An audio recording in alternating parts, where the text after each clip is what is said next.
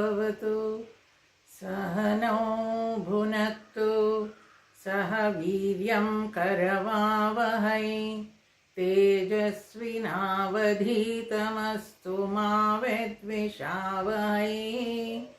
ॐ शान्ति शान्ति शान्तिः।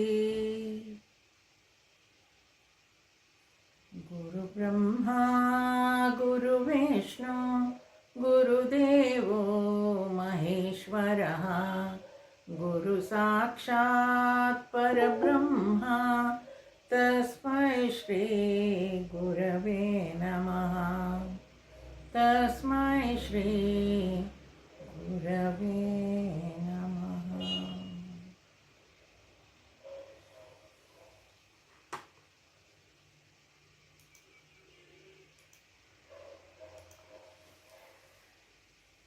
ರಮಣ ಮಹರ್ಷಿಗಳ ಉಪದೇಶ ಸಾರವನ್ನು ಇವತ್ತು ಅಧ್ಯಯನ ಮಾಡೋಣ ಅಂತ ಅಂದ್ಕೊಂಡ್ವಿ.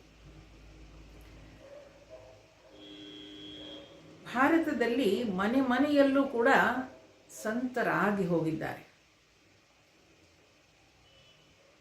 ಇವತ್ತಿಗೂ ನಾವು ಬೇಕಾದಷ್ಟು ಸಂತರನ್ನು ಕಾಣ್ಬೋದು.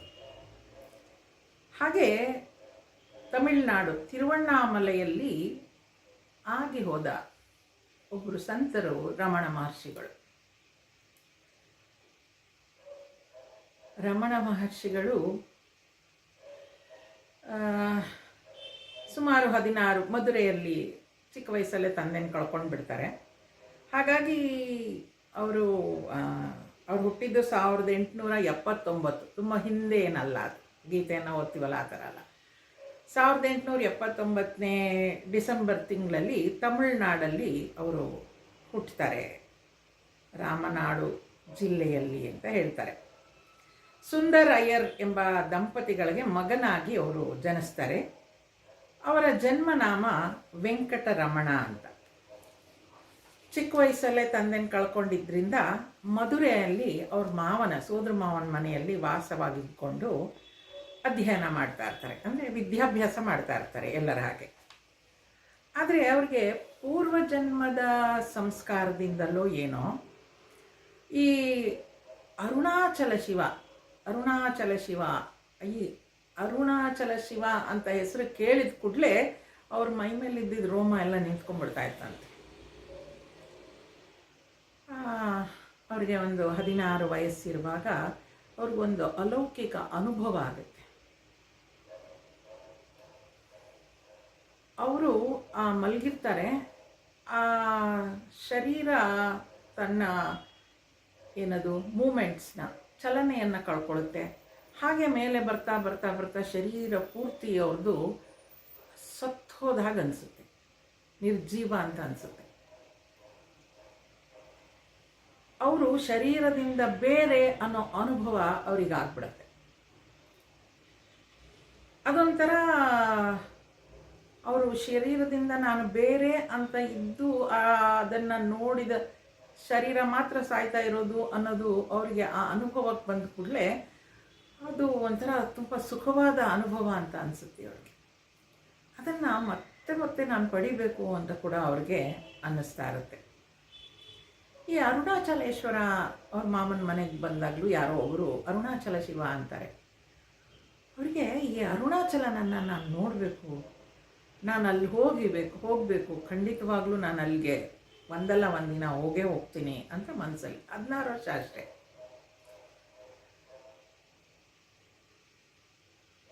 ಹಾಗೆ ಅವ್ರಿಗೆ ಮನಸ್ಸಿಗೆ ಬಂದ ಕೂಡಲೇ ತುಂಬ ಏನು ಕಾಯೋದಿಲ್ಲ. ಅವರು 16 ವರ್ಷ ಅಷ್ಟೇ ಅವ್ರಿಗೆ. ಅವಾಗ ಅವರು ಈ ಮಧುರೆಯಿಂದ ಅರುಣಾಚಲಕ್ಕೆ ಬಂದುಬಿಡ್ತಾರೆ.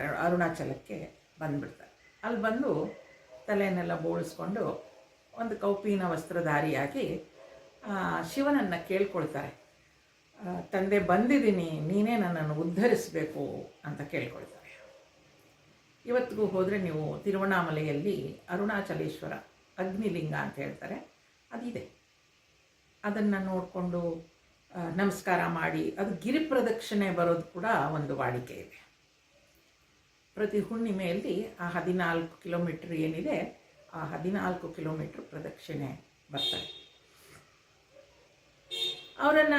ಅವರು ಆ ಅರುಣಾಚಲ ದೇವಸ್ಥಾನದಲ್ಲಿ 6 ತಿಂಗಳು ಇದ್ರಂತೆ, ಅಲ್ಲೇ ಧ್ಯಾನ ಮಾಡಿಕೊಂಡು. ಈಗಲೂ ಇದೆ, ರಮಣ ಮಹರ್ಷಿಗಳು ಕೂತ್ಕೊಳ್ತಾ ಇದ್ದಿದ್ದು, ಶಿವನ ಪೂಜೆ ಮಾಡ್ತಾ ಇದ್ದಿದ್ದು ಆ ಜಾಗ ಹಾಗೆ ಇಟ್ಟಿದ್ದಾರೆ. ಅಲ್ಲೊಂದು ಶಿವಲಿಂಗ ಕೂಡ ಇದೆ, ಇಲ್ಲೇ ರಮಣರು ಕೂತ್ಕೊಂಡು ಪೂಜೆ ಮಾಡಿದ್ದು, ಧ್ಯಾನ ಮಾಡಿದ್ದು ಅಂತ ಹೇಳ್ತಾರೆ. ಅದಾದ ನಂತರ ಅವರು ಅಲ್ಲೇ ಆ ಗಿರಿ ಮೇಲೆ, ಅಲ್ಲೊಂದು ಬೆಟ್ಟ ಏನಿದೆ, ಆ ಬೆಟ್ಟದ ಮೇಲೆ ಹೋಗಿ ಗುಹೆಗಳಲ್ಲಿ ತಮ್ಮ ಧ್ಯಾನವನ್ನು ಮುಂದುವರಿಸ್ಕೊಳ್ತಾರೆ ಅಂತ ಹೇಳ್ತಾರೆ. ಹೀಗಲ್ಲಿರುವಾಗ ಅವರು ತಿರುವಣ್ಣಾಮಲೆಯಲ್ಲಿ ಅವ್ರಿಗೆ ತುಂಬ ಹತ್ತಿರವಾಗಿ ಬಂದಂತಹ ಕೆಲವು ಋಷಿಮುನಿಗಳು ಅಂದರೆ ಕಾವ್ಯಕಂಠ ಗಣಪತಿ ಮುನಿ ಅಂತ ಒಬ್ಬರು ಋಷಿಗಳು ಅವರ ಹತ್ರ ಬರ್ತಾರೆ. ಅವರ ಭಕ್ತರಲ್ಲಿ ಇನ್ನೊಬ್ಬರು ಮುರುಗನಾರ್ ಅನ್ನೋರು ಕೂಡ ಅವ್ರ ಹತ್ರ ಬರ್ತಿರ್ತಾರೆ. ಈ ಮುರುಗನಾರ್ ಅನ್ನೋರು ಶಿವಲೀಲೆ ಅನ್ನೋ ಒಂದು ಏನದು ಗ್ರಂಥವನ್ನು ಬರೀಬೇಕು ಅಂತ ಹೊರಟಿರ್ತಾರೆ, ಶಿವಲೀಲೆ ಅಂತ. ಆ ಶಿವಲೀಲೆಯನ್ನು ಬರಿಬೇಕು ಅಂತ ಇರುವಾಗ ಆ ದಾರುಕವನದಲ್ಲಿ ಪರಮೇಶ್ವರ ವಾಸಿಸ್ತಾ ಇರ್ತಾನೆ. ಆ ಕಥೆಯಲ್ಲಿ ಬರೋ ಹಾಗೆ ಆ ಪರಮೇಶ್ವರ ಶಿವನೇ ಆ ಋಷಿ ಮುನಿಗಳಿಗೆ ಉಪದೇಶ ಮಾಡ್ತಾನಂತೆ. ಈ ಉಪದೇಶದ ಬಗ್ಗೆ ಅವರು ಶಿವಲೀಲೆಯಲ್ಲಿ ಬರಿಬೇಕಾಗಿತ್ತು. ಆಗ ಮುರುಗನಾರ್ಗೆ ಅನಿಸುತ್ತೆ, ಕವಿಗಳಿಗೆ, ಇದು ಅತ್ಯಂತ ಆಧ್ಯಾತ್ಮಿಕದ ವಿಷಯ, ಇದನ್ನು ನಾನು ಬರೀಲಿಕ್ಕಾಗಲ್ಲ, ಅದರಿಂದ ರಮಣ ಮಹರ್ಷಿಗಳನ್ನು ಕೇಳೋಣ ಅಂಥೇಳಿ ಮಹರ್ಷಿಗಳ ಹತ್ರ ಬಂದು ಈ ಪೋರ್ಷನ್ನ ತಾವು ಬರಿಬೇಕು ಅಂತ ಕೇಳ್ಕೊಳ್ತಾರೆ. ಇದನ್ನು ತಾವು ನಮಗೆ ಉಪದೇಶ ಮಾಡಬೇಕು, ಬರಿಬೇಕು ಅಂತ ಕೇಳ್ಕೊಂಡಾಗ ರಮಣ ಮಹರ್ಷಿಗಳು ಬರೀತಾರಂತೆ ಇದನ್ನು. ಇದು ಮೂಲ ತಮಿಳಿನಲ್ಲಿದೆ. ಉಪದೇಶ ಉಂದಿಯಾರು ಅಂತ ತಮಿಳಿನಲ್ಲಿ ಇದೆ ಅಂತ ಹೇಳ್ತಾರೆ. ಅದನ್ನು ಆಮೇಲೆ ತುಂಬ ಜನ ಕೇಳಿದ್ರಿಂದ ಅದನ್ನು ಉಪದೇಶ ಸಾರ ಅಂತ ಹೇಳಿ ಸಂಸ್ಕೃತಕ್ಕೆ ಅದು ತರ್ಜುಮೆ ಮಾಡ್ತಾರೆ. ಅಂದರೆ ಅದನ್ನು ಸಂಸ್ಕೃತದಲ್ಲಿ ಕೂಡ ಬರೀತಾರೆ. ರಮಣ ಮಹರ್ಷಿಗಳು ಮೌನಿಗಳು, ಎಲ್ರಿಗೂ ಗೊತ್ತಿರೋ ಹಾಗೆ. ಅವರು ಬರೆದ ಕೆಲವೇ ಕೃತಿಗಳಲ್ಲಿ ಉಪದೇಶ ಸಾರ, ಸದ್ದರ್ಶನ ಮತ್ತು ರಮಣ ಗೀತೆ ಮೂರೇ ಅಂತ ಹೇಳ್ತಾರೆ. ಇವು ಮೂರು ಕೂಡ ಅತ್ಯಂತ ಉತ್ಕೃಷ್ಟವಾದ ಕೃತಿಗಳು. ಈ ಮೂರು ಕೃತಿಗಳು ಎಷ್ಟು ಸುಮ್ಮನೆ ಶುರುವಿನಲ್ಲಿ ಓದ್ತಾ ಇರೋರ್ಗೆ ಓದಿದ್ರೆ ಅದು ಅರ್ಥ ಆಗೋದಿಲ್ಲ. ಸ್ವಲ್ಪನಾದರೂ ವೇದಾಂತ ತಿಳ್ಕೊಂಡಿರೋರಿಗೆ ಅದು ಅರ್ಥ ಆಗುತ್ತೆ. ಅಂದರೆ ಆಳವಾದ ಅಧ್ಯಯನಕ್ಕೆ ಇದು ಸಹಾಯ ಮಾಡುತ್ತೆ ಅಂತ ಹೇಳ್ತಾರೆ. ರಮಣ ಮಹರ್ಷಿಗಳು 16ನೇ ವಯಸ್ಸಿಗೆ ತಿರುವಣ್ಣಾಮಲೆಗೆ ಹೋದ್ಮೇಲೆ ಅವ್ರು ಅಲ್ಲಿಂದ ಬೇರೆ ಹೋಗಲೇ ಇಲ್ಲ, ಎಲ್ಲಿಗೂ ಹೋಗಲೇ ಇಲ್ಲ. ಅದೇ ಕ್ಷೇತ್ರದಲ್ಲಿದ್ದರು. ಆದರೆ ಇಡೀ ಜಗತ್ತು ಅವ್ರ ಕಾಲು ಬುಡಕ್ಕೆ ಬಂತು. ಅಷ್ಟು ಮಹಾತ್ಮರು. ಬ್ರಿಟಿಷರ ಕಾಲ ಆವಾಗ ಬಹಳಷ್ಟು ಜನ ಬ್ರಿಟಿಷರು ಕೂಡ, ಇಂಗ್ಲೀಷ್ನವರು ಕೂಡ ಅವರಿಗೆ ಶಿಷ್ಯರಾದರು. ಇವತ್ತಿಗೂ ನೀವು ತಿರುವಣ್ಣಾಮಲೆಗೆ ಹೋಗಿ ನೋಡಿದ್ರೆ ರಮಣಾಶ್ರಮದಲ್ಲಿ ಸಾಕಷ್ಟು ಜನ ಫಾರಿನರ್ಸ್ ಇರ್ತಾರೆ, ಬೇರೆ ದೇಶದವರು. ಸಾಕಷ್ಟು ಅವರನ್ನು ಫಾಲೋ ಮಾಡ್ತಾರೆ, ಸಾಕಷ್ಟು ಅವರ ಬಗ್ಗೆ ತಿಳ್ಕೊಂಡು, ವಿಚಾರಗಳನ್ನ ತಿಳ್ಕೊಂಡು, ಆ ಮೌನವನ್ನು ಅವರು ಆಚರಿಸ್ಕೊಂಡು ಧ್ಯಾನ ಮಾಡ್ತಾ ಅಲ್ಲಲ್ಲೇ ಬೆಟ್ಟಗಳಲ್ಲಿ ಕುಳಿತಿರ್ತಾರೆ. ಒಂದು ಅದ್ಭುತ ವಿಚಾರ ಅದು. ಆ ರಮಣ ಮಹರ್ಷಿಗಳ ಈ ಉಪದೇಶ ಸಾರ ಏನಿದೆ ಅದನ್ನು ನಾವು ಅಧ್ಯಯನ ಮಾಡ್ತೀವಿ. ಇನ್ನೆರಡು ಸದ್ದರ್ಶನ ಮತ್ತು ರಮಣ ಗೀತೆ, ಅದು ಬೇರೆ. ಇದು ಶಿವ ಋಷಿಗಳಿಗೆ ಬೋಧಿಸಿದ್ದನ್ನು ರಮಣ ಮಹರ್ಷಿಗಳೇ ಇಲ್ಲಿ ನಮಗೆ ಹೇಳ್ತಾ ಇದ್ದಾರೆ ಅನ್ನೋದು ಬಹಳ ಸುಂದರವಾದ ವಿಚಾರ. ಇದು ಸುಮಾರು 30 ಶ್ಲೋಕಗಳು ಇರುವಂತಹ ಸಣ್ಣ ಕೃತಿ ಅಷ್ಟೇ. ಸಾಕಷ್ಟು ಗೀತೆಯಲ್ಲಿ ನೋಡಿರುವ ವಿಚಾರಗಳೇ ಇಲ್ಲೂ ಕೂಡ ಇದೆ. ಆದರೆ ಇಲ್ಲಿ ಮಹರ್ಷಿಗಳು ಯಾವುದೇ ಸುತ್ತು ಬಳಸಿ, ಯಾವುದೇ ರೀತಿಯ ಏನು ಹೇಳ್ತಾರೆ, ಬೀಟಿಂಗ್ ರೌಂಡ್ ದ ಬುಷ್ ಅಂತೆಲ್ಲ ಏನಿರಲ್ಲ. ನೇರವಾಗಿ ಅವರು ಉಪದೇಶವನ್ನು ಕೊಡ್ತಾ ಇದ್ದಾರೆ. ಇದರಲ್ಲಿ ಬಹಳ ಸುಂದರವಾದ ಕೃತಿ. ಸ್ವಾಮೀಜಿಯವರ ಆದೇಶ ಆಗಿರೋದ್ರಿಂದ ನಾವು ಇದೊಂದು ಕೃತಿನ ಒಂದು 8-10 ಕ್ಲಾಸ್ ಆಗ್ಬೋದು, 30 ಶ್ಲೋಕ ಇರೋದ್ರಿಂದ ನಮಗೆ ಫೆಬ್ರವರಿ 22ನೇ ತಾರೀಕು ಸ್ಟಡಿ ಕ್ಲಾಸ್ ಮೀಟ್ ಅಂತ ಇರುತ್ತೆ. ಅಲ್ಲಿಗೆ ನಾವೆಲ್ಲ ಸ್ವಾಮೀಜಿಯವ್ರನ್ನ ಭೇಟಿಯಾಗ್ಲಿಕ್ಕೆ ಹೋಗ್ತೀವಿ. ಈ ಕೃತಿಯನ್ನು ಓದ್ಕೊಂಡು ಬನ್ನಿ ಅಂತ ನಮಗೆ ಹೇಳಿರೋದ್ರಿಂದ ಇದನ್ನು ಓದ್ಕೊಳ್ಳೋಣ. ಆಮೇಲೆ ಇದೇ ಥರ ಬಹಳಷ್ಟು ಕ್ಲಾಸ್ಗಳು ಬೆಂಗಳೂರಲ್ಲಿ ನಡೀತಾ ಇದೆ. ಅವ್ರು ಎಲ್ಲರನ್ನೂ ಸ್ವಾಮೀಜಿಯಲ್ಲಿ ಕರೆಸಿ ನಿಮ್ಮ ವಿಚಾರಧಾರೆ ಏನು ಅಂತ ಕೇಳ್ತಾರೆ. ಆ ವಿಚಾರವನ್ನು ನಾವೆಲ್ಲರೂ ಒಟ್ಟಿಗೆ ಮಾಡಿದ್ಮೇಲೆ ಸ್ವಾಮೀಜಿಯವರು ಅದಕ್ಕೆ ಸರಿಯಾದ ಸೂಕ್ತವಾದ, ನಾವು ಏನಾದರೂ ತಪ್ಪು ತಿಳ್ಕೊಂಡಿದ್ದೀವಿ ಅಂದರೆ ಅವರು ಅದನ್ನು ಸರಿ ಮಾಡಿ ನಮಗೆ ಒಂದು ಅವರು ಉಪದೇಶ ಮಾಡ್ತಾರೆ. ಇದನ್ನು ಭಾಳ ಸುಂದರವಾದ ದಿನ ಅದು. ಫೆಬ್ರವರಿ 22 ಕೋರಮಂಗಲ ಚಿನ್ಮಯ ವಿದ್ಯಾಲಯದಲ್ಲಿ ಇದು ನಡೆಯುತ್ತೆ. 10 ಗಂಟೆಯಿಂದ 1 ಗಂಟೆವರೆಗೂ ನಡೆಯುತ್ತೆ. ಅಲ್ಲೇ ಆಮೇಲೆ ಪ್ರಸಾದ ಇರುತ್ತೆ. 2 ಗಂಟೆ ಅಷ್ಟೊತ್ತಿಗೆಲ್ಲ ನಾವು, ಅಥವಾ 1:30 ಅಷ್ಟೊತ್ತಿಗೆಲ್ಲ ನಾವು ಅಲ್ಲಿಂದ ಹೊರಟ್ಕೊಳ್ಬೋದು. ಅದಕ್ಕಾಗಿ ಇದರ ಅಧ್ಯಯನ, ಎಲ್ಲರೂ ಇದನ್ನು ಅಧ್ಯಯನ ಮಾಡೋಣ, ಎಲ್ಲರೂ ಒಟ್ಟಿಗೆ ಅಲ್ಲಿ ಸೇರೋಣ. ನಮಗೂ ವರ್ಷಕ್ಕೊಂದ್ಸಲ ಸೇರೋದಕ್ಕದು ಅವಕಾಶ ಕೂಡ ಆಗತ್ತೆ. ಒಳ್ಳೆಯದು. ಇನ್ನು ಉಪದೇಶ ಸಾರಕ್ಕೆ ಬರ್ತಾ ಇದ್ದರೆ ಅಲ್ಲಿ ಒಂದು ಧ್ಯಾನ ಶ್ಲೋಕದಿಂದ ಪ್ರಾರಂಭ ಆಗುತ್ತೆ. ಇದೆಲ್ಲವೂ ನಿಮ್ಮ ಭಕ್ತಿ ಸುಧಾದಲ್ಲಿದೆ, ಆದರೆ ಈ ಧ್ಯಾನ ಶ್ಲೋಕ ಇಲ್ಲ. ಉಪದೇಶ ಸಾರ ಅನ್ನೋ ಕೃತಿ ಭಕ್ತಿ ಸುಧಾದಲ್ಲಿದೆ.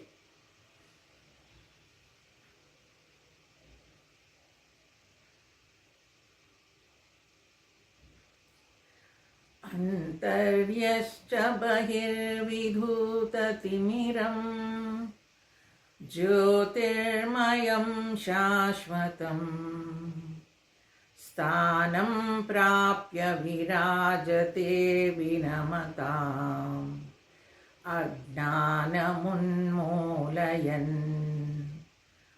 ಪಶ್ಯನ್ ವಿಶ್ವಮಪೀದಮುಲ್ಲಸತಿ ಯೋ ವಿಶ್ವಸ್ಯ ಪಾರೇಹ ಪರಃ ತಸ್ಮೈ ಶ್ರೀರಮಣಾಯ ಲೋಕಗುರವೇ ಶೋಕಸ್ಯ ಹಂತ್ರೇ ನಮಃ. ತಸ್ಮೈ ಶ್ರೀರಮಣಾಯ ಲೋಕಗುರವೇ ಶೋಕಸ್ಯ ಹಂತ್ರೇ ನಮಃ. ರಮಣ ಮಹರ್ಷಿಗಳ ಬಗ್ಗೆ ಧ್ಯಾನ. ಈ ಕೃತಿಗೆ ಒಂದು ಧ್ಯಾನ ಶ್ಲೋಕ ಕೊಟ್ಟಿದ್ದಾರೆ. ಅದು ನಿಮ್ಮ ಪುಸ್ತಕಗಳಲ್ಲಿ ಇರಲಿಕ್ಕಿಲ್ಲ. ನಾನೊಂದು ಫೋಟೋ ತೆಗೆದು ಕಳಿಸ್ತೀನಿ. ಮುಂದಿನ ವಾರದಿಂದ ತಾವು ಕೂಡ ಅದನ್ನು ಹೇಳೋ ಪ್ರಯತ್ನ ಮಾಡ್ಬೋದು. ಭಗವಾನ್ ಶ್ರೀ ರಮಣ ಮಹರ್ಷಿಗಳು ತನ್ನೊಳಗೂ ಮತ್ತು ಹೊರಗೂ ಅವಿದ್ಯೆ ಎಂಬ ಕತ್ತಲನ್ನು ನಾಶ ಮಾಡಿರುವ ಪ್ರಕಾಶಮಾನವಾದ ಮತ್ತು ಶಾಶ್ವತವಾಗಿರುವ ಸ್ಥಿತಿಯನ್ನು ಹೊಂದಿದವರು. ಇವರು ತನ್ನನ್ನು ನಮಿಸುವವರ ಅಜ್ಞಾನವನ್ನು ಕ್ಷಣ ಮಾತ್ರದಲ್ಲಿ ನಿವಾರಣೆ ಮಾಡುವ ಸ್ವಭಾವವುಳ್ಳವರು. ಈ ರೀತಿ ಪರಮಶ್ರೇಷ್ಠ ಪುರುಷರಾದ ಇವರು ವಿಶ್ವದ ಆಚಿನ ದಡದಲ್ಲಿ ನಿಂತು ಅಸಂಗರಾಗಿ ವಿಶ್ವವನ್ನು ವೀಕ್ಷಿಸುವ ಸಾಮರ್ಥ್ಯವುಳ್ಳವರು. ಇಂತಹ ಸಕಲರ ದುಃಖವನ್ನು ನಾಶ ಮಾಡುವ ಲೋಕದ ಗುರುವಾದ ಶ್ರೀ ರಮಣ ಮಹರ್ಷಿಗಳಿಗೆ ನಮಸ್ಕಾರಗಳು. ಯಾವುದೇ ಕೃತಿಯನ್ನು ನಾವು ಓದುವಾಗ ಅದನ್ನು ರಚಿಸಿದ ಗುರುಗಳಿಗೆ ಒಂದು ಪ್ರಣಾಮ ಸಲ್ಲಿಸುವುದು ವಾಡಿಕೆ. ಹಾಗಾಗಿ ಇಲ್ಲಿ ಆ ರಮಣ ಮಹರ್ಷಿಗಳಿಗೆ ನಮಸ್ಕಾರ. ಅದು ಹೇಳೋ ಹಾಗೆ ಅಂತರ್ಬಹಿಶ್ಚ ಬಹಿರ್ವಿಧೂತತಿಮಿರಂ ಅಂದರೆ ಒಳಗೂ ಹೊರಗೂ ಎಲ್ಲದಕ್ಕೂ ಅವರು ಇರುವಂತಹ ಅವಿದ್ಯೆಯನ್ನು ನಾಶ ಮಾಡಿರೋರು, ಅಂದರೆ ಅದನ್ನು ಕಳ್ಕೊಂಡಿರೋರು ಅಂತ. ಜ್ಯೋತಿರ್ಮಯಂ ಶಾಶ್ವತಂ, ಆ ನಿತ್ಯ ಚೈತನ್ಯ ಸ್ವರೂಪ ಏನಿದೆ ಅಲ್ಲಿ ನಿಂತಿರುವವರು, ಆ ಶಾಶ್ವತವಾದ ಚೈತನ್ಯದಲ್ಲಿ ನಿಂತಿರುವವರು. ಅಂತಹ ರಮಣ ಮಹರ್ಷಿಗಳಿಗೆ ಪ್ರಣಾಮಗಳು ಅಂತ ಹೇಳಿ ಪ್ರಾರಂಭಿಸ್ತಾರೆ. ಮೊದಲ 2 ಶ್ಲೋಕಗಳು ಇದರಲ್ಲಿ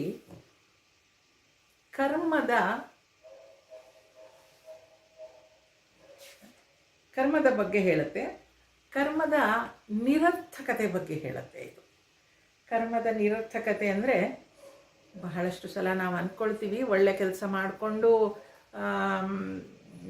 ಅಷ್ಟೇ, ಒಳ್ಳೆ ಕೆಲಸ ಮಾಡಿಕೊಂಡು ಒಳ್ಳೆಯವರಾಗಿದ್ದರೆ ಸಾಕು, ನಮಗೆ ಇನ್ನೇನು ಬೇಕು ಈ ಪ್ರಪಂಚದಲ್ಲಿ ಅಂತ. ಆದರೆ ಅದಕ್ಕಿಂತಲೂ ಮೀರಿದ್ದೇನೋ ಇದೆ ಅನ್ನೋದು ಶಾಸ್ತ್ರ ಹೇಳುತ್ತೆ. ಅದನ್ನು ಇಲ್ಲಿ ಮಹರ್ಷಿಗಳು ಈ ರೀತಿಯಾಗಿ ಹೇಳ್ತಾರೆ.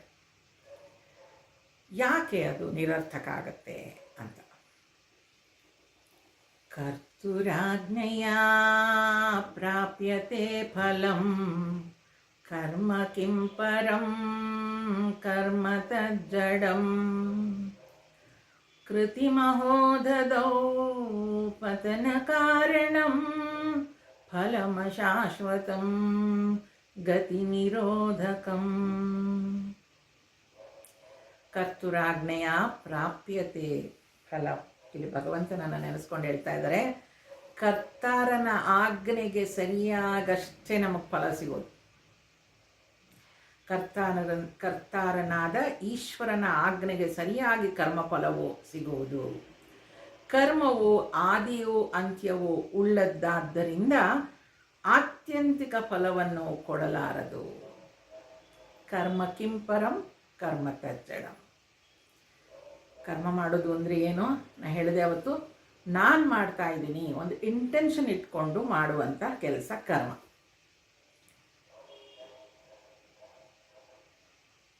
ಆ ಕರ್ಮ ಮಾಡಿದಾಗ ನಾನು ಅಂತ ಎಲ್ಲಿ ಇರುತ್ತೋ, ನಾನು ಈ ಕೆಲಸವನ್ನು ಮಾಡ್ತಾ ಇದ್ದೀನಿ ಅಂದರೆ ಅಲ್ಲಿ ಕರ್ಮ ಮಾಡ್ತಾ ಇದ್ದೀನಿ ಅಂತ.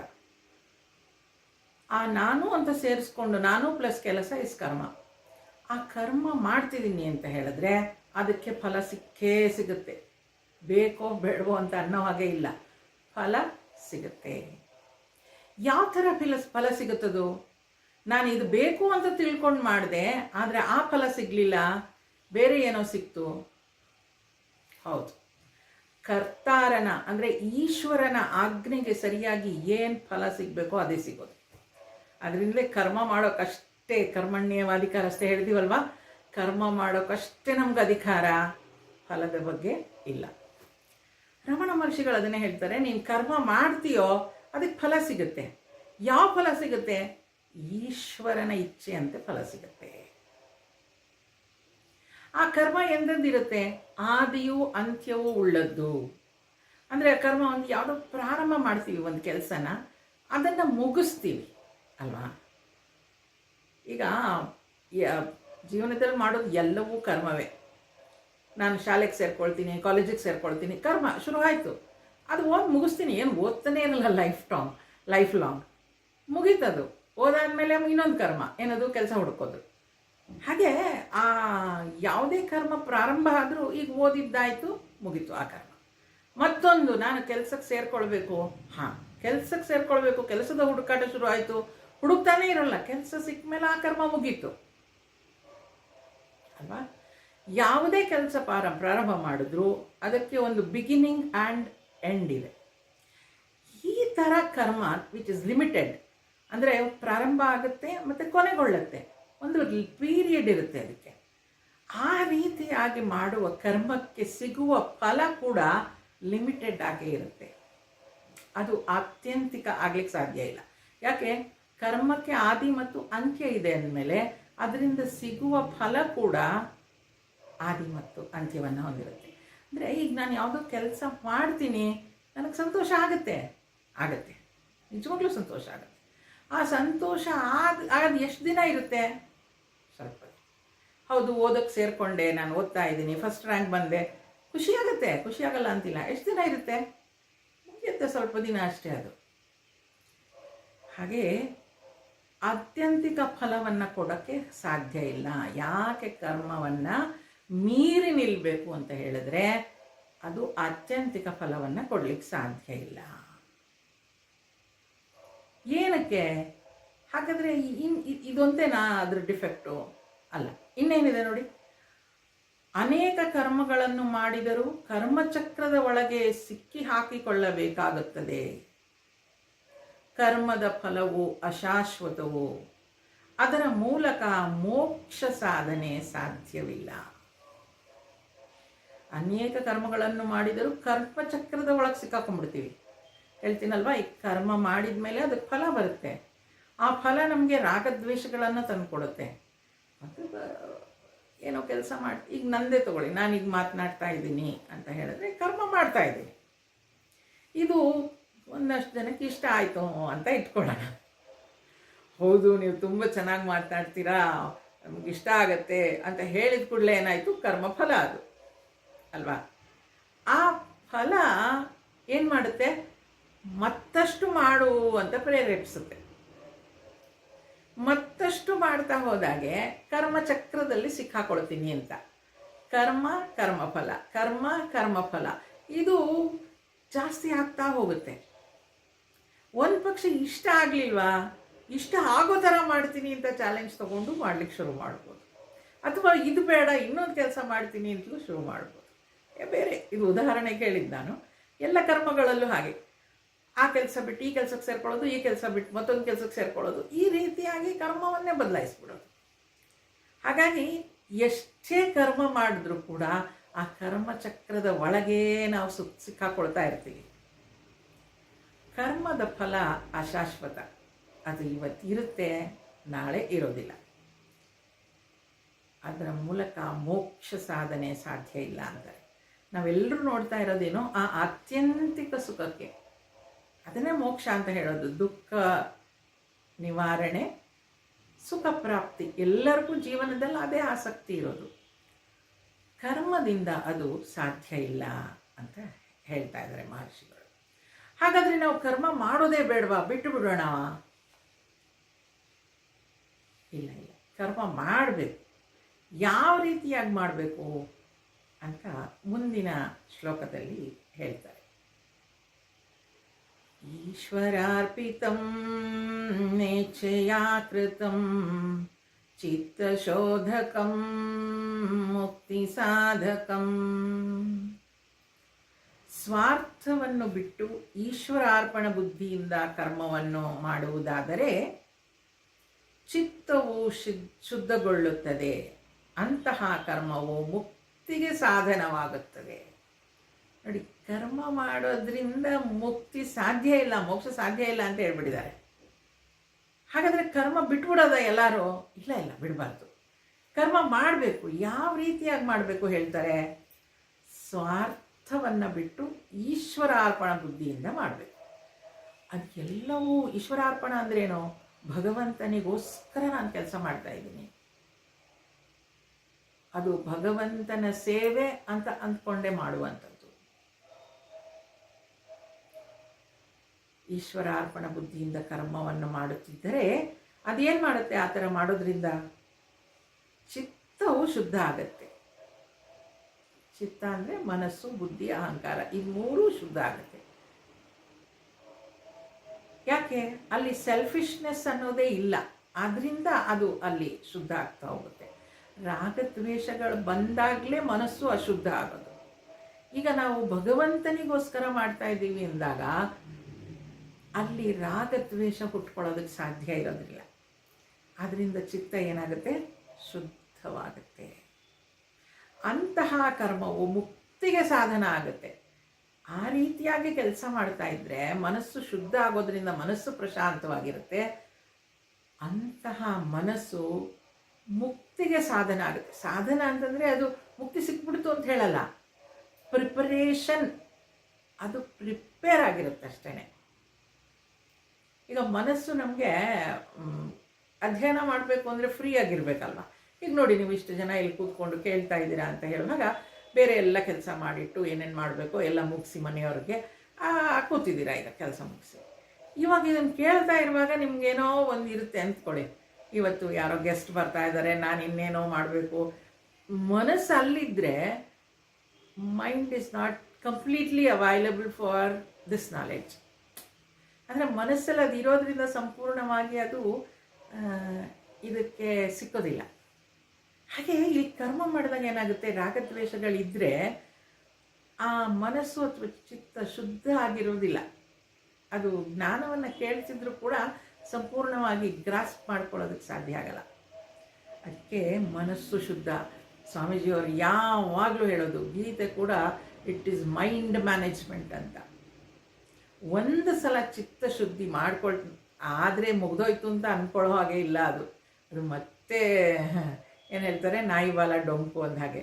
ಇವತ್ತು ಮನಸ್ಸು ಚಂದದಲ್ಲಿ ಇಟ್ಕೊಂಡಿದ್ದೀನಿ, ನಾಳೆ ಬೆಳಗ್ಗೆ ಅದು ನೋಡಿದ್ರೆ ಅದು ಏನಕ್ಕೂ ಮನಸ್ಸು ಕೆಡಿಸ್ಕೊಂಡಿರುತ್ತೆ, ಕಾರಣನೇ ಇರಲ್ಲ. ಇಲ್ಲ ಹಾಗೇನಿಲ್ಲ, ಒಂದು 2-3 ದಿನ ಚೆನ್ನಾಗಿ ಇಟ್ಕೊಳ್ತೀವಿ ನಾವು ಮನಸ್ಸು, 4ನೇ ದಿನ ಕೆಟ್ಟು ಹೋಗಿರುತ್ತೆ. ಪ್ರತಿದಿನವೂ ಅದಕ್ಕೆ ಶುದ್ಧ ಮಾಡ್ಕೊಳ್ತಾನೆ ಇರಬೇಕು. ಅದಕ್ಕೆ ಹೇಳ್ತಾರೆ ಚಿತ್ತ ಶೋಧಕಂ ಮುಕ್ತಿ ಸಾಧಕಂ. ಮುಕ್ತಿ ಬೇಕೋ ಚಿತ್ತವನ್ನು ಶೋಧಿಸ್ಕೋ. ಆ ಚಿತ್ತವನ್ನು ಶೋಧಿಸ್ಕೊಳ್ಳೋದ್ರಿಂದ ಅಂದರೆ ಅದು ಕರ್ಮಯೋಗ. ನೋಡಿ, ಕೆಲಸ ಪ್ಲಸ್ ನಾನು ಕರ್ಮ ಆಗುತ್ತೆ. ಆ ಕರ್ಮ ಸ್ವಾರ್ಥಕ್ಕಾಗಿ ಮಾಡ್ತಾ ಹೋದಾಗ, ನನಗೋಸ್ಕರ ಅಂತ ಮಾಡ್ತಾ ಹೋದಾಗ ರಾಗದ್ವೇಷಗಳು ಉಂಟಾಗತ್ತೆ. ರಾಗದ್ವೇಷಗಳು ಉಂಟಾದಾಗ ಮನಸ್ಸು ಅಶುದ್ಧವಾಗುತ್ತೆ. ಯಾವಾಗ ನಿಸ್ವಾರ್ಥ ಸೇವೆ ಮಾಡ್ತಾ ಹೋಗ್ತೀವೋ ಮನಸ್ಸು ಶುದ್ಧ ಆಗ್ತಾ ಹೋಗುತ್ತೆ. ಅಲ್ಲಿ ಮನಸ್ಸು ಅಶುದ್ಧ ಆಗಿರುತ್ತೆ, ಇಲ್ಲಿ ಮನಸ್ಸು ಶುದ್ಧ ಆಗ್ತಾ ಹೋಗುತ್ತೆ. ಅದರಿಂದ ಆವಾಗ ಅದು ನೋಡಿ, ಕರ್ಮ ಅನ್ನೋದು ಕರ್ಮಯೋಗ ಆಗುತ್ತೆ. ಕರ್ಮಯೋಗ ಅಂತ ಆಗೋದು ಯಾವಾಗ? ಕರ್ಮ ಮಾಡುವಾಗ ಮನಸ್ಸು ಪ್ರಶಾಂತವಾಗಿರೋದಿಲ್ಲ ಮೋಸ್ಟ್ ಆಫ್ ದಿ ಟೈಮ್. ಕರ್ಮಯೋಗ ಅಂತ ಆದಾಗ ನಾವು ಯಾವುದೇ ಕೆಲಸ ಮಾಡ್ತಾ ಇದ್ರೂ ಕೂಡ ಮನಸ್ಸು ಪ್ರಶಾಂತವಾಗಿರುತ್ತೆ. ಅದು ಕರ್ಮಯೋಗ ಅಂತ ಅನ್ನಿಸ್ಕೊಳುತ್ತೆ. ಹಾಗಾದರೆ ಆ ಮನಸ್ಸನ್ನು ಪ್ರಶಾಂತವಾಗಿ ಇಟ್ಕೊಳ್ಳೋದಕ್ಕೆ ಬರೀ ಕರ್ಮಯೋಗ ಒಂದೇ ದಾರಿನ? ಅದೊಂದೇ ಸಾಧನನ? ಇಲ್ಲ, ಇನ್ನೂ ಇದೆ. ಏನೇನೋ ಮುಂದಿನ ಶ್ಲೋಕಗಳಲ್ಲಿ ಮಹರ್ಷಿಗಳು ಹೇಳ್ತಾರೆ. ಆ ಮನಸ್ಸನ್ನು ಸಾಧನೆ ಮಾಡ್ಕೊಳ್ಬೇಕು ಅಂತ ಹೇಳಿದಾಗ ಇನ್ನೂ ಸಾಧನೆಗಳು ಬೇರೆ ಯಾವ್ದ್ಯಾವ್ದಿದೆ ಹೇಳ್ತಾರೆ.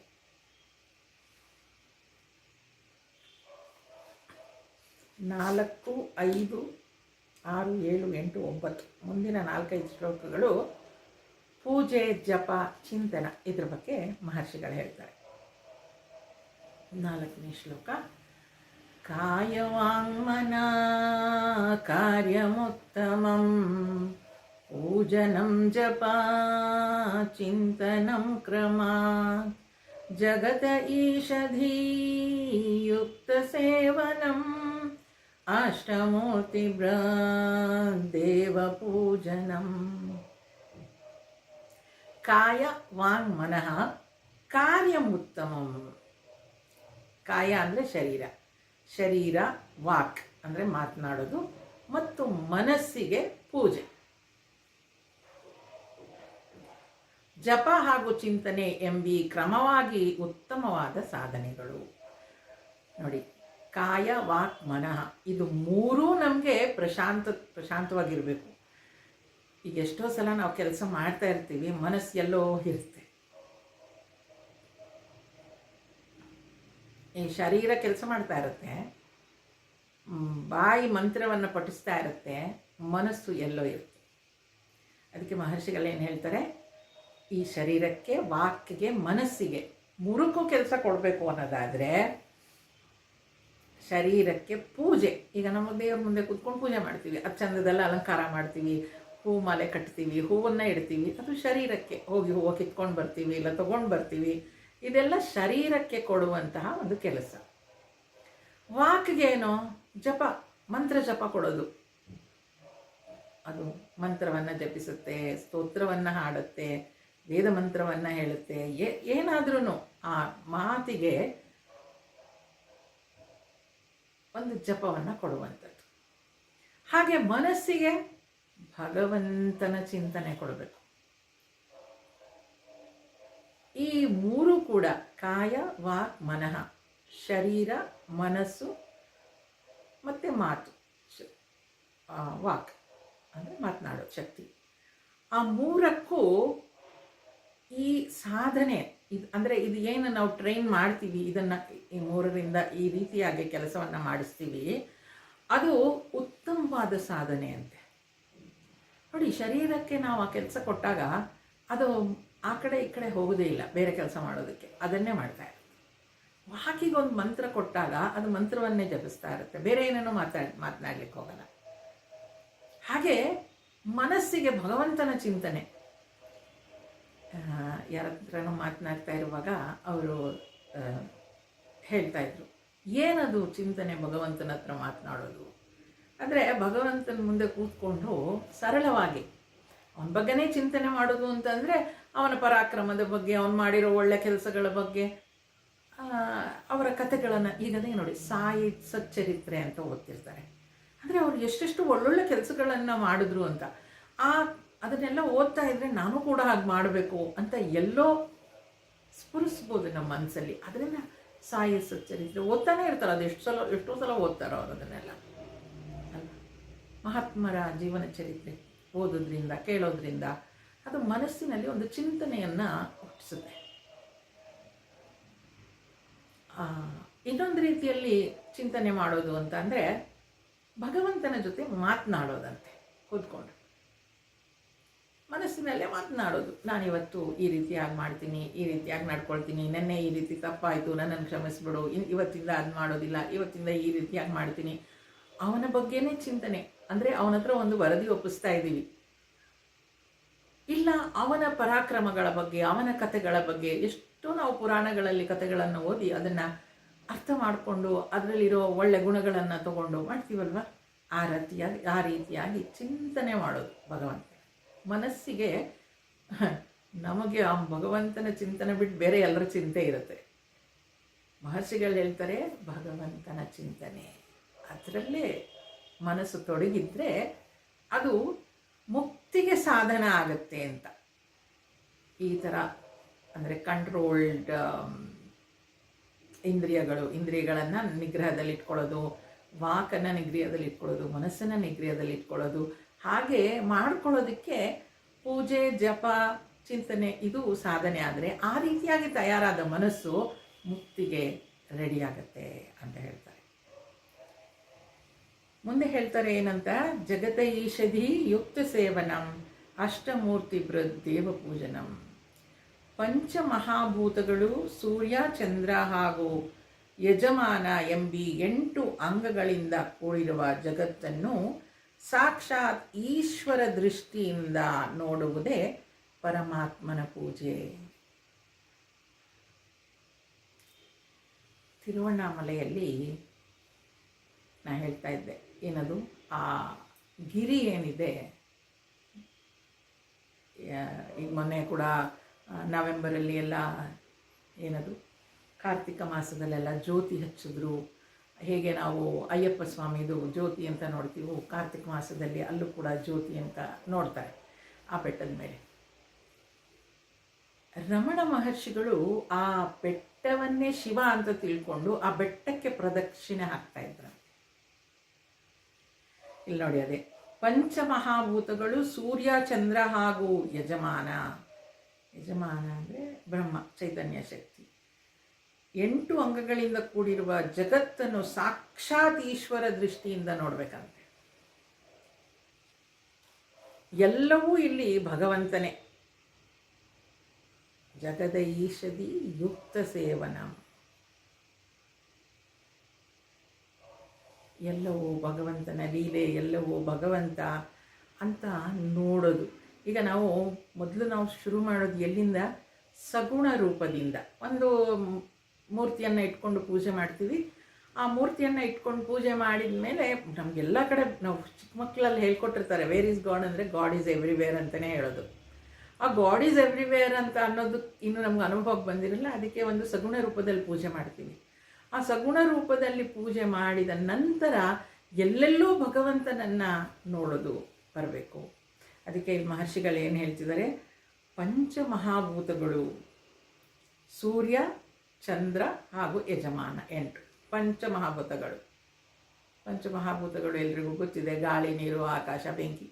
ಪಂಚಮಹಾಭೂತಗಳು ಮತ್ತು ಸೂರ್ಯ, ಚಂದ್ರ ಮತ್ತು ಯಜಮಾನ ಅಂತ ಹೇಳುವಾಗ ಭಗವಂತ ಈಶ್ವರ, ಅದನ್ನು ಸೃಷ್ಟಿಕರ್ತ.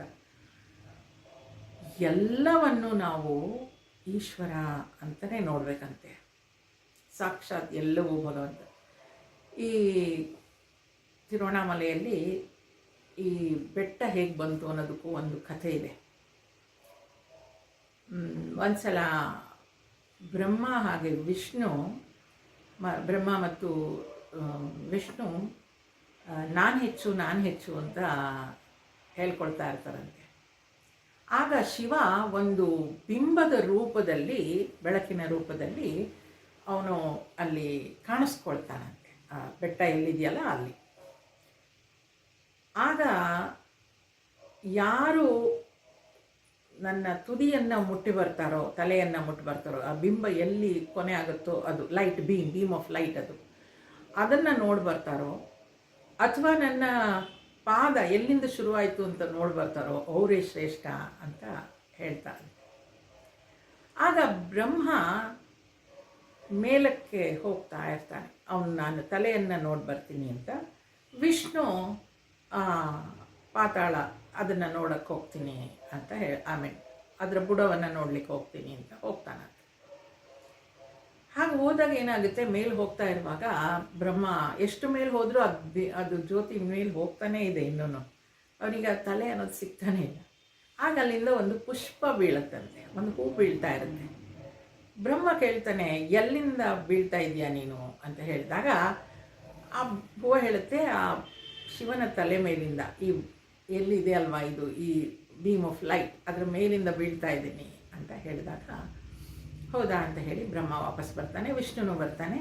ಆಗ ಶಿವ ಹೇಳ್ತಾನೆ, ನೋಡಿ ಬಂದ್ರ ಅಂತ. ಬ್ರಹ್ಮ ಹೇಳ್ತಾನೆ, ಹೌದು ನಾನು ನೋಡಿ ಬಂದೆ ಅಂತ ಹೇಳ್ತಾನೆ. ವಿಷ್ಣು ಹೇಳ್ತಾನೆ, ಇಲ್ಲ ನನಗೆ ಸಿಗಲೇ ಇಲ್ಲ, ನಿಂದು ಆ ಬುಡ ಅನ್ನೋದು, ಬೇಸ್ ಅನ್ನೋದು ಎಲ್ಲಿಂದ ಶುರು ಆಯಿತು ಅನ್ನೋದು ಸಿಕ್ಕಲೇ ಇಲ್ಲ ಅಂತ ಹೇಳ್ತಾನೆ. ಶಿವನಿಗೆ ಅವಾಗ ಕೋಪ ಬರುತ್ತಂತೆ, ಬ್ರಹ್ಮ ಸುಳ್ಳು ಹೇಳ್ತಿದ್ದಾನೆ ಅಂತ ಗೊತ್ತಿರುತ್ತಲ್ಲ, ಅದಕ್ಕೆ ಉಗ್ರ ರೂಪವನ್ನು ತಾಳ್ತಾನೆ ಅವನು ಅಂತ ಹೇಳ್ತಾರೆ. ಆಗ ವಿಷ್ಣು ಪ್ರಾರ್ಥಿಸ್ಕೊಂಡು ಶಾಂತ ಸ್ವರೂಪನಾಗು ಅಂತ ಕೇಳ್ಕೊಂಡಾಗ ಅವನು ಆ ಮಣ್ಣಾಗಿ, ಆ ಈಗೇನಿದೆ ಬೆಟ್ಟ, ಆ ಮಣ್ಣಾಗಿ ಬೀಳ್ತಾನಂತೆ. ಆ ಬೆಟ್ಟ, ಅದಕ್ಕೆ ಅದನ್ನು ಶಿವ ಅಂತ ಹೇಳಿ ಇವತ್ತಿಗೂ ಗಿರಿ ಪ್ರದಕ್ಷಿಣೆ ಆಗ್ತಾರೆ ಅಂತ ಒಂದು ಕಥೆಯಲ್ಲಿ ಹೇಳ್ತಾರೆ. ಬೀಮ್ ಆಫ್ ಲೈಟ್ ಏನಿತ್ತು ಅದೇ ಅಲ್ಲಿ ಮಣ್ಣಾಗಿ ಬಿಟ್ಟು, ಮತ್ತು ಅದನ್ನು ಅಗ್ನಿಲಿಂಗ ಅಂತ ಹೇಳ್ತಾರೆ. ಯಾಕಂದರೆ ಆ ಶಿವ ಅಷ್ಟು ಕೋಪ ಮಾಡ್ಕೊಂಡಿರ್ತಾನೆ ಆವಾಗ. ಅದರಿಂದಲೇ ಆವಾಗಿಂದ ಬ್ರಹ್ಮನಿಗೆ ಎಲ್ಲೂ ದೇವಸ್ಥಾನಗಳಿಲ್ಲ, ಪೂಜೆ ಇಲ್ಲ ಅಂತ ಹೇಳ್ತಾರೆ ಕಥೆ. ಈ ಪಂಚಭೂತಗಳನ್ನು ಕೂಡ ಪಂಚಭೂತಗಳಲ್ಲೂ ಭಗವಂತನನ್ನು ನೋಡೋದು ಅಂತ ಹೇಳ್ತಾ ಇರುವಾಗ ಎಲ್ಲವೂ ಭಗವಂತನೇ, ಅಲ್ಲಿ ಬೇರೆ ಏನು ಇಲ್ಲವೇ ಇಲ್ಲ ಅನ್ನೋದು. ರಮಣ ಮಹರ್ಷಿಗಳು ಅದೇ ಥರದಲ್ಲಿ ಬದುಕಿದವರು. ಅವರಿಗೆ ಎಲ್ಲವೂ ಚೈತನ್ಯ ಶಕ್ತಿಯೇ, ಅವರು ಅದರಿಂದ ಬೇರೆ ಆಗಲೇ ಇಲ್ಲ. ಈಗ ಅದರಿಂದ ಬೇರೆ ಆದಾಗ ತಾನೇ ಇದು ಹಸು, ಇದು ನಾಯಿ, ಇದು ಕಾಗೆ ಅಂತ ಅನಿಸೋದು. ಬೇರೆಯೇ ಆಗಲಿಲ್ಲ ಅಂದರೆ ಅಲ್ಲಿ ಯಾವ ವ್ಯತ್ಯಾಸನೂ ಇರ್ತಾ ಇರಲಿಲ್ಲ. ಹಾಗೆ ಅದು ಪರಮಾತ್ಮನ ಪೂಜೆ ಅಂತ ಹೇಳ್ತಾರೆ. ಎಲ್ಲೆಲ್ಲೂ ಭಗವಂತನನ್ನು ನೋಡುವಂಥದ್ದೇ ಪರಮಾತ್ಮನ ಪೂಜೆ. ಮುಂದುವರೆಸ್ತಾ, ಉತ್ತಮಸ್ತವಾದುಚ್ಚಮಂದತಃ ಚಿತ್ತದಂ ಜಪ ಧ್ಯಾನಮುತ್ತಮಂ. ಹಾಗಾದರೆ ಈ ಧ್ಯಾನ ಹೇಗೆ ಮಾಡೋದು, ಜಪ ಹೇಗೆ ಮಾಡೋದು, ಅದನ್ನು ಇಲ್ಲಿ ಮಹರ್ಷಿಗಳು ಹೇಳ್ತಾರೆ. ಜೋರಾಗಿ ಮಂತ್ರ ಜಪವನ್ನು ಮಾಡುವುದಕ್ಕಿಂತ ಮಂದ ಮಧ್ಯಮ ಸ್ವರದಲ್ಲಿ ಹೇಳುವುದು ಒಳ್ಳೆಯದು. ಇದಕ್ಕಿಂತಲೂ ಮಾನಸಿಕವಾಗಿ ಜಪ ಮಾಡುವುದು ಇನ್ನೂ ಶ್ರೇಷ್ಠವು. ಈಗ ಪೂಜೆ ಜಪ ಅಂತೆಲ್ಲ ಹೇಳಿದ್ದು ತಾನೇ ಮಹರ್ಷಿಗಳು ಹಿಂದಿನ ಇದರಲ್ಲಿ. ಆ ಪೂಜೆ ಜಪ ಚಿಂತನೆ ಹೇಗೆ ಮಾಡಬೇಕು ಅನ್ನೋದಕ್ಕೆ ವಿವರಣೆ ಕೊಡ್ತಾ ಇದ್ದಾರೆ ಇಲ್ಲಿ. ಕಾಯವಾಂಗ್ ಮನಃ ಹೇಳಿದ್ರಲ್ವ, ಪೂಜೆ ಮಾಡೋದು ಹೇಗೆ, ಬರೀ ಒಂದು ಕಡೆ ಕೂತ್ಕೊಂಡು ಪೂಜೆ ಮಾಡೋದಲ್ಲ, ಎಲ್ಲೆಲ್ಲೂ ಭಗವಂತನನ್ನು ನೋಡ್ತಿದ್ದೀನಿ ಅನ್ನೋ ಥರದಲ್ಲಿ ನಾನು ಪೂಜೆ ಮಾಡಬೇಕು ಕಾಯ. ಮುಂದೆ ಜಪ ಹೇಗೆ ಮಾಡಬೇಕು ಹೇಳ್ತಾ ಇದ್ದಾರೆ. ತುಂಬ ಜೋರಾಗಿ ಕಿರ್ಚ್ಕೊಂಡು ನಾನು ಜಪ ಮಾಡ್ತಿದ್ದೀನಿ ಅಂತ ಎಲ್ಲರಿಗೂ ಗೊತ್ತಾಗೋ ಥರ ಏನು ಮಾಡಬೇಕಾಗಿಲ್ಲ. ಸಾಧನೆಯಲ್ಲಿ ನಾವು ಒಂದು ಮಂತ್ರ ಜಪವನ್ನು ಇಟ್ಕೊಳ್ಬೇಕು ಅಂತ ನಮಗೆಲ್ಲ ಹೇಳ್ತಿದ್ರು ಸ್ವಾಮೀಜಿಯವರು. ಒಂದು ದೇವತೆಯನ್ನು, ಇಷ್ಟ ದೇವತೆ ಅಥವಾ ನಿಮ್ಮ ಮನೆತನದಲ್ಲಿ ಯಾವ ದೇವರು ಬಂದಿರ್ತಾರೋ ಅವರನ್ನೇ ಪೂಜೆ ಮಾಡೋದು ಒಳ್ಳೆಯದು ಅಂತ ಎಲ್ಲರೂ ಹೇಳ್ತಾರೆ. ನಮ್ಮ ಮನೆ ದೇವರು ಅಂತ ಏನೋ ಇರುತ್ತಲ್ವ, ಆ ದೇವರನ್ನೇ ಪೂಜಿಸೋದು. ಯಾಕಂದರೆ ಅದು ತಲೆತಲಾಂತರದಿಂದ ಬಂದಿರುವಂಥದ್ದು, ಮತ್ತು ನಮಗದು ಒಗ್ಗು ಹೋಗ್ಬಿಟ್ಟಿರುತ್ತೆ. ಆ ಆ ಮಂತ್ರಗಳನ್ನು ಕೇಳಿ ಆ ರೀತಿಯ ಪೂಜೆ ಮಾಡಿ ನಮಗೆ ಗೊತ್ತಾಗಿರುತ್ತೆ. ಅದರಿಂದ ಅದೇ ಒಳ್ಳೆಯದು. ಒಂದು ದೇವರನ್ನು ಮನೆಯಲ್ಲಿ, ಅದನ್ನೇ ಮನೆ ದೇವರು ಅಂತ ಹೇಳೋದು, ಆ ದೇವರನ್ನು ಪೂಜಿಸಬೇಕು. ಇವತ್ತಿಲ್ಲೆಲ್ಲೋ ದೇವಸ್ಥಾನಕ್ಕೆ ಹೋದೆ, ಇನ್ನೊಂದು ದಿನ ಇನ್ನೊಂದು ದೇವಸ್ಥಾನಕ್ಕೆ ಹೋಗಿ ಬೇಡ ಅಂತ ಹೇಳಲ್ಲ. ಆದರೆ ಸಾಧನೆಗೆ ನಿನ್ನ ಇಷ್ಟ ದೇವತೆ ಯಾವುದು, ಅಥವಾ ನೀನು ಪೂಜೆ ಮಾಡ್ತಾ ಇರೋ ದೇವರು ಯಾರು ಅಂತ ಹೇಳಿದ್ರೆ ಒಂದು ಹೆಸರನ್ನು ಇಟ್ಕೊಳ್ಬೇಕು ಅಂತ ಹೇಳ್ತಾರೆ. ಹಾಗೆ ಒಂದು ಜಪವನ್ನು ನಾವು ಇಟ್ಕೊಳ್ಬೇಕು. ಸೋಮವಾರಕ್ಕೊಂದು, ಮಂಗಳವಾರಕ್ಕೊಂದು, ಬುಧವಾರಕ್ಕೊಂದು ಅಲ್ಲ, ಗೊತ್ತಿರಲಿ, ಎಲ್ಲ ರೀತಿಯ ಜಪಗಳು ಗೊತ್ತಿರಲಿ. ಆದರೆ ಹೆಚ್ಚೆಚ್ಚು ಜಪ ಯಾವ್ದು ಮಾಡ್ತೀನಿ, ನಾನು ಶಿವನ ಭಕ್ತಳಾಗಿದ್ದರೆ ಶಿವ ಓಂ ನಮಃ ಶಿವಾಯ ಜಪ ನಂದಾಗುತ್ತೆ. ಆ ಜಪ ಓಂ ನಮಃ ಶಿವಾಯ ಜಪ ಮಾಡಬೇಕು ಅನ್ನೋದಾದರೆ ಅಪುರಶ್ಚರಣ ಅಂತೆಲ್ಲ ಮಾಡ್ತಾರೆ. ಎಷ್ಟು ಒಂದು ವ್ರತ ಇಟ್ಕೊಳ್ಳೋದು, ಏನದು ಜಪ ಮಾಡೋದು, ನಾನೊಂದು 10,000 ಮಾಡ್ತೀನಿ, 1 ಕೋಟಿ ಆ ಥರ ಮಾಡ್ತಾರೆ ಎಲ್ಲ. ಅದು ಆ್ಯಕ್ಚುಲಿ 5 ಅಕ್ಷರ ಇದ್ದರೆ, ಓಂ ನಮಃ ಶಿವಾಯ 6 ಅಕ್ಷರ ಇದ್ದರೆ 6 ಲಕ್ಷ ಜಪ ಮಾಡಬೇಕಂತೆ. ನೀವು ಯಾವುದೇ ತಗೊಳ್ಳಿ, ಓಂ ನಮೋ ನಾರಾಯಣಾಯ ಅಂತ ತೊಗೊಂಡ್ರೆ ಅದರಲ್ಲಿ ಎಷ್ಟು ಅಕ್ಷರ ಇರುತ್ತೋ ಅಷ್ಟು ಲಕ್ಷ ಜಪ ಮಾಡಬೇಕು ಅಂತ ಕ್ರಮ ಇಟ್ಕೊಳ್ತಾರೆ, ಮಾಡಬೇಕು ಅಂದ್ಕೊಳ್ಳೋರು. ಅದಕ್ಕಿನ್ನೂ ಬೇರೆ ಬೇರೆ ಏನೋ ಕ್ರಮ ಇರುತ್ತೆ. ಬಟ್ ಜಪ ಮಾಡೋದು ಅಂದರೆ ಈ ಮಂತ್ರ ಜಪನೇ ಮಾಡೋವಂಥದ್ದು. ಅದನ್ನು ಜೋರಾಗಿ ಎಲ್ಲರಿಗೂ ಕೇಳೋ ಥರ ಮಾಡೋದೇನು ಬೇಕಾಗಿಲ್ಲ ಅಂತ ಮಹರ್ಷಿಗಳೇ ಹೇಳ್ತಾರೆ. ಇಲ್ಲಿ ಜೋರಾಗಿ ಮಂತ್ರ ಜಪವನ್ನು ಮಾಡುವುದಕ್ಕಿಂತ ಮಂದ ಮಧ್ಯಮ ಸ್ವರದಲ್ಲಿ ಹೇಳುವುದು ಒಳ್ಳೆಯದು. ಮಂದ ಮಧ್ಯಮ ಸ್ವರ ಅಂದರೆ ಏನು, ನಾನು ಹೇಳಿದ್ದು ನನಗೆ ಮಾತ್ರ ಕೇಳಿಸ್ಬೇಕು ಅಷ್ಟು. ಮಂದ ಮಧ್ಯಮ ಸ್ವರ ಅಂದರೆ ನಾನು ಏನು ಜಪ ಹೇಳ್ತಾ ಇದ್ದೀನಿ ಅದು ನನಗೆ ಕೇಳಿಸ್ಬೇಕು. ಅಂದರೆ ನಾನು ಹೇಳಿದಾಗೂ ಆಯಿತು, ನಾನು ಕೇಳಿದಾಗೂ ಆಯಿತು ಜಪ ಅಲ್ವಾ. ಅದಕ್ಕಿಂತ ಒಳ್ಳೆಯದು ಮಾನಸಿಕವಾದ ಜಪ ಅಂತೆ, ಅದು ಶ್ರೇಷ್ಠ ಅಂತೆ. ಶುರುವಿನಲ್ಲಿ ಮಂದ ಮಧ್ಯಗತಿಯಲ್ಲಿ ಜಪವನ್ನು ಮಾಡ್ತಾ ಇರಬೇಕು, ಇಲ್ಲದಿದ್ದರೆ ಎಲ್ಲೆಲ್ಲೋ ಹೊರಟೋಗ್ಬಿಡುತ್ತೆ ಮನಸ್ಸು. ಆಮೇಲೆ ಮಾನಸಿಕ ಜಪ ಅದು ನಡೀತಾನೇ ಇರುತ್ತೆ. ಒಂದಷ್ಟು ಸಲ ಜಪ ಮಾಡಿಬಿಟ್ರೆ, ನೀವು 1-2 ಗಂಟೆ 3 ಗಂಟೆ ಟೈಮ್ ಕೂತ್ಕೊಂಡು ಜಪ ಮಾಡಿದ್ರೆ ಅದೇ ಮನಸ್ಸಿನಲ್ಲಿ ಓಡ್ತಾ ಇರುತ್ತೆ. ಅದು ಶ್ರೇಷ್ಠ. ಅಲ್ಲಿಗೆ ಕಾಯ ಆಯಿತು, ಜಪ ಹೇಗೆ ಮಾಡಬೇಕು ಅನ್ನೋದು ಹೇಳಿದ್ರು, ಯಾವುದು ಶ್ರೇಷ್ಠ ಅಂತ. ಆ ಜಪ ಯಾವ ರೀತಿಯಲ್ಲಿರಬೇಕು, ಕಂಟಿನ್ಯೂಸ್ ಫ್ಲೋ ಇರಬೇಕು. ಈಗೊಂದು ಮಾಡಿದೆ ಮತ್ತೆಲ್ಲೋ ಮನಸ್ಸು ಟೂರ್ ಹೋಯಿತು ಮತ್ತೆ ಶುರು ಮಾಡಿದೆ, ಆ ಥರದಲ್ಲ. ಅದನ್ನು ಹೇಗಿರಬೇಕು ಅಂತ ಹೇಳ್ತಾ ಇದ್ದಾರೆ ನೋಡಿ. ಆಜ್ಯಧಾರೆಯ ಸ್ರೋತಸಾ ಸಮಂ ಸರಳ ಚಿಂತನಂ ವಿರಳತಃ ಪರಂ. ಆ ಜಪ ಮಾಡ್ತಾ ಇದ್ದರೆ ಆಜ್ಯಧಾರೆಯ ತುಪ್ಪದ ಧಾರೆಯಂತೆ ಅಥವಾ ತುಂಬಿ ಹರಿಯುವ ನದಿಯ ಪ್ರವಾಹದಂತಿರುವ ಅವಿಚ್ಛಿನ್ನ ಸತತ ಧ್ಯಾನವು ವಿರಳ ಧ್ಯಾನಕ್ಕಿಂತ ಶ್ರೇಷ್ಠ. ಆ ಧ್ಯಾನ ಮಾಡ್ತಾ ಇರುವಾಗ ವಿರಳ, ಒಂದು ಸ್ವಲ್ಪ ಹೊತ್ತು ಮಾಡಿದ್ವಿ ಬಿಟ್ವಿ, ಆ ಥರದಕ್ಕಿಂತ ಸತತವಾಗಿ ಮಾಡೋದಂತೆ. 10 ನಿಮಿಷ ಇವತ್ತು ಮಾಡಿದ್ವಾ, 20 ನಿಮಿಷ ಮಾಡಿದ್ವಾ, 1 ಗಂಟೆ ಮಾಡಿದ್ವಾ, 2 ಗಂಟೆ ಮಾಡಿದ್ವಾ, ಸತತ. ಈ ಜೇನುತುಪ್ಪನ ಒಂದು ಇದರಲ್ಲಿ ಸುರಿದ್ರೆ ನಾವು ಅದು ಒಂಚೂರು ಎಷ್ಟೊತ್ತಾದರೂ ಬಿಡೋದೇ ಇಲ್ಲ ನೋಡಿ, ಅದು ಬರ್ತಾನೇ ಇರುತ್ತೆ. ತುಪ್ಪ ಸುರಿದ್ರು ಕೂಡ, ಜೇನುತುಪ್ಪ ಹಾಕಿದ್ರಂತೂ ಅದು ಹಾಗೇ ಧಾರೆ ಇದ್ದೇ ಇರುತ್ತೆ. ಆ ರೀತಿಯಲ್ಲಿ ಜಪ ಮಾಡ್ತಾ ಇರಬೇಕಂತೆ, ಜಪ ಮಾಡ್ತಾನೇ ಇರಬೇಕು ಆ ರೀತಿಯಲ್ಲಿ. ಅದು ಎಲ್ಲೂ ನಿಲ್ಲಲೇಬಾರ್ದು.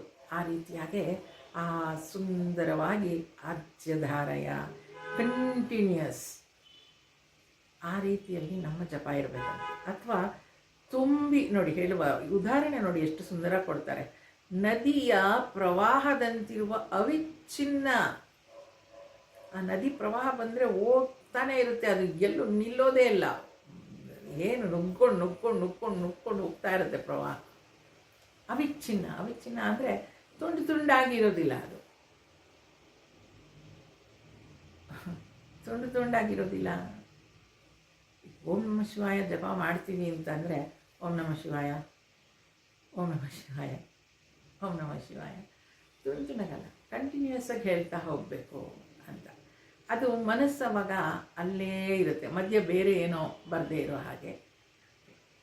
ಆ ಜಪ ಕಂಟಿನ್ಯೂಸ್ ಆಗಿ ಆಗ್ತಾ ಇರಬೇಕು. ಹಾಗೆಯೇ ಎಲ್ಲೂ ನಿಲ್ಲದೆ ಇರೋ ಥರ ಮಂದ ಮಧ್ಯಮ ಗತಿಯಲ್ಲಿ, ಇಲ್ಲ ಅದು ಮಾನಸಿಕ ಜಪ. ಮಂದ ಮಧ್ಯಮ ನನಗೆ ಹೇಳಿದ್ದು ನಾನು ಕೇಳಿಸ್ತಾ ಇರುವಾಗ ನಾನು ಸಾಕಷ್ಟು ಸಲ ಆ ರೀತಿಯಲ್ಲಿ ಹೇಳಿಬಿಟ್ಟಿದ್ರೆ ಮನಸ್ಸಿನಲ್ಲಿ ಅದೇ ಜಪ ನಡೀತಾ ಇರುತ್ತೆ. ತುಂಬ ಮಹಾತ್ಮರಿದ್ದಾರೆ ಈ ಥರ ಜಪ ಮಾಡಿ ಸಾಧನೆ ಮಾಡಿದವರು. ಸಮರ್ಥ ರಾಮದಾಸ್ ಅಂತ ಹೇಳ್ತಾರೆ, ಪಪ್ಪ ರಾಮದಾಸ್ ಅಂತ ಕಾಸರಗೋಡು ಹತ್ರ ಹೇಳ್ತಾರೆ. ಅವರೆಲ್ಲ ರಾಮ ರಾಮ ರಾಮ ಅದೇ ಜಪ ಮಾಡಿದ್ದು. ಯಾರನ್ನ ನೋಡಿದ್ರು, ಯಾರನ್ನ ಮಾತಾಡಬೇಕಾದ್ರೂ ರಾಮ ಅಂತಲೇ ಕರಿತಾ ಇದ್ದಿದ್ದು. ರಾಮ ಅವನ ಹೆಸರು ಬೇಕಾತಿರಲಿ, ರಾಮ ಬಾ ಇಲ್ಲಿ, ರಾಮ ಇಲ್ಲಿ ಕೂತ್ಕೋ ಬಾ, ರಾಮ ಇಲ್ಲಿ ಊಟ ಮಾಡು, ರಾಮ ನನಗೆ ಸ್ವಲ್ಪ ನೀರು ಕೊಡು, ಎಲ್ಲರನ್ನೂ ರಾಮ ಅಂತಲೇ ಕರಿತಾ ಇದ್ರಂತೆ ಸಮರ್ಥ ರಾಮದಾಸರು. ರಾಮನ್ ಬಿಟ್ಟು ಬೇರೆ ಅವರು ಏನು ಮಾಡಲೇ ಇಲ್ಲ. ಹಾಗಾಗಿ ಎಷ್ಟೋ ಕಡೆ ಹೇಳ್ತಾರೆ, ನಮಗೆಲ್ಲರಿಗೂ ರಾಮ ರಾಮ ಅಂತ ಜಪ ಮಾಡೋಕ್ಕೆ ಹೇಳ್ತೀರಾ, ನೀವೇನು ಮಾಡ್ತೀರಾ ಅಂತ ಯಾರೋ ಕೇಳಿದ್ರಂತೆ.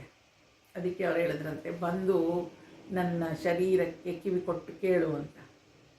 ಅವನು ಅವ್ನ ಕಿವಿನ ಕೈ ಹತ್ರ ಹಿಂಗೆ ಕಿವಿ ಅವ್ರ ಕೈ ಇಟ್ಕೊಂಡು ಕಿವಿ ಹತ್ರ ಎಲ್ಲ ಕೇಳಿದ್ರೆ ರಾಮ ರಾಮ ರಾಮ ರಾಮ ಅನ್ನೋ ಶಬ್ದ ಕೇಳ್ತದೆ. ಅಂದರೆ ಆ ರಾಮನಾಮ ಜಪ ಎಷ್ಟು ಆಗ್ಬಿಟ್ಟಿತ್ತು ಅಂತ ಹೇಳಿದರೆ, ಅವರ ಪ್ರತಿಯೊಂದು ಶರೀರದ ಕಣಕಣದಲ್ಲೂ ರಾಮನಾಮ ಇರ್ತಾ ಇತ್ತು. ಆ ರೀತಿಯಾಗಿ ಜಪವನ್ನು ಮಾಡಬೇಕು.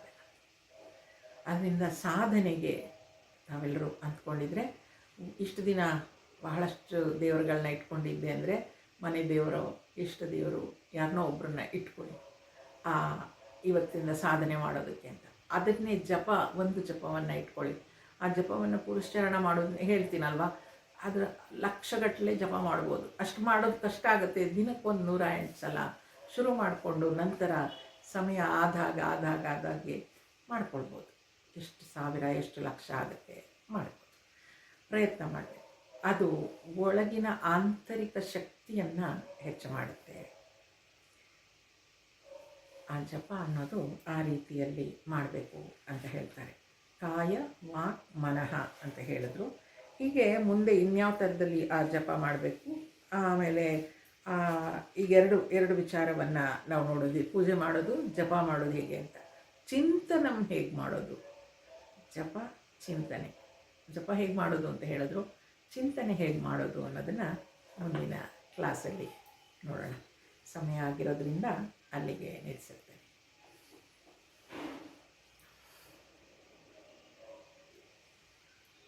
ಹಸತೋ ಮಾ ಸದ್ಗಮಯ ತಮಸೋ ಮಾ ಜ್ಯೋತಿರ್ಗಮಯ ಮೃತ್ಯೋರ್ಮಾ ಅಮೃತಂಗಮಯ.